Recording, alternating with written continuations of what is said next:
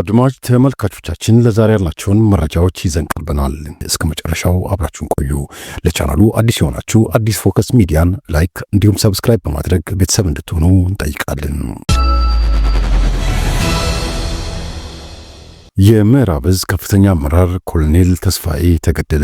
የባህር ዳር ብርጌድ አንድ አካል የሆነው በላይ ዘለቀ ሻለቃ በባህር ዳር ዙሪያ ወረዳ ጣና ሮቢት ቀበሌ ላይ ከ2 ዓመት በፊት ተጀምሮ ተቋርጦ የነበረውን የመከላከያ ሰራዊት ባህር ኃይል ቢሮ ግንባታ እንደገና ለማስጀመር በሚል እንቅስቃሴ ያደርጉ የነበሩ በህዝብ ንብረት የግል ህይወታቸውን የሚያሳልጡ የስርዓቱ ተላላኪ የጦር መኮንኖች የግንባታ ፌሮን ለመሸጥ በዲሽካ በዙ 23ና በኮማንዶ ታጅበው እየተንቀሳቀሱ ያለ እንቅስቃሴያቸውን ሲከታተል የነበረው የባህር ዳር ብርጌድ በላይ ዘለቀ ሻለቃ ከዘንዘ ልማት ጣና ሮቢት ደፈጣ በመጣል ዛሬ ግንቦት 9 2017 ዓ.ም ከቀኑ 7 ሰዓት የምዕራብ ዕዝ ከፍተኛ አመራር የሆነውን ኮሎኔል ተስፋዬን መግደሉን ምንጮች ገልጸዋል። የባህር ኃይል ቢሮ ግንባታ ስራ አስኪያጅ የነበረው መሰረት የተባለ ሌላ ግለሰብ እና በርካታ ቀይ ቦኔት ለባሽ አጃቢዎች በዚህ ጥቃት ከባድ ቁስለኛ መሆናቸውን ለማወቅ ተችሏል። መረጃው የአማራ ፋኖ ብሔራዊ ኃይል አንደኛ ክፍለ ጦር ባህር ዳር ብርጌድ የህዝብ ግንኙነት ነው።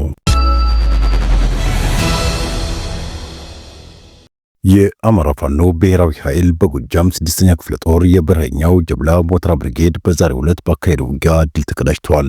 የአብይን ወራሪ ኃይል አይቀጥ ቁጣት በመቅጣት የሚታወቀው የበረኛው ጀብላ ሞተራ ብርጌድ ጦሩን በሶስት አቅጣጫ በማሰለፍና ጠላትን ከምሽጉ ድረስ ከብቶ ፊት ለፊት በመፋለም በአገዛዙ ኃይል ላይ ድል ተቀዳጅተዋል።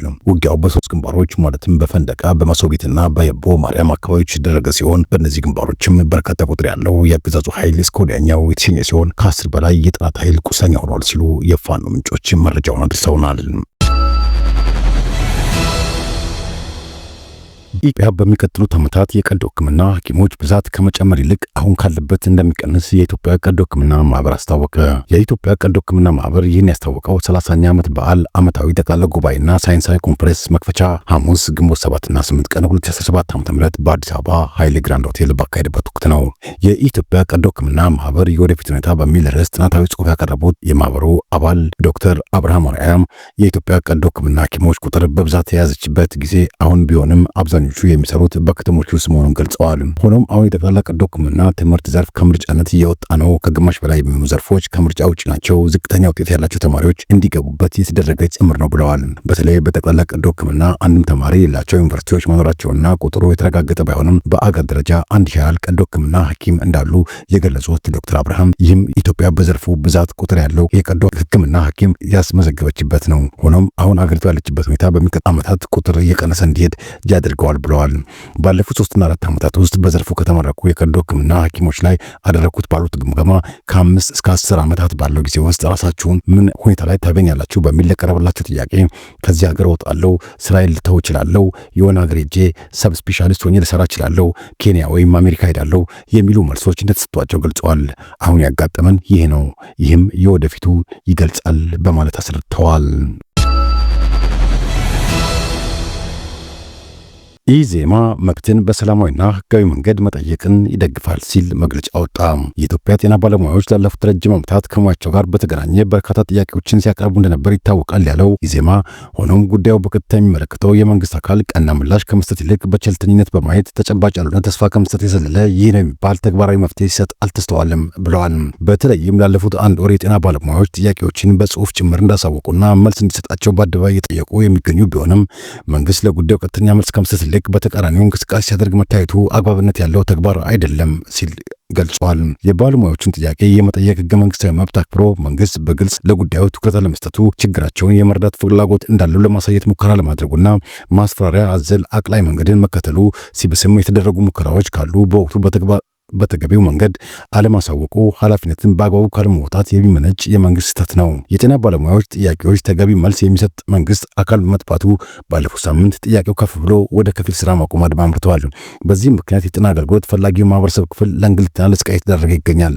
በዚህ ከቀጠለ ማህበረሰቡ ለተጨማሪ እንግልት እንዳይዳረግ ያሳስበናል ሲል የገለጸው ኢዜማ በተቃራኒው ደግሞ ይህን መጥፎ ሁኔታ እንደ መልካም አጋጣሚ ተጠቅሞ የሀገራዊ ትርምስና ሁከት በመፍጠር መንግስት ላይ ያለን የፖለቲካ ቅራኔ መወጣጫ ለማድረግ መሞከርም ሆነ ሌሎች አድማዎች አቀጣጥሎ የመንግስትን ስልጣን ለመነቅነቅ የሚሞክር የሞኝ ሙከራ ጊዜው ያለፈበት የከሰረ መንገድ አድርገን የምንረዳው መሆኑን ለመግለጽ እንፈልጋለን ሲል በመግለጫው ጨምሮ ገልጸዋል።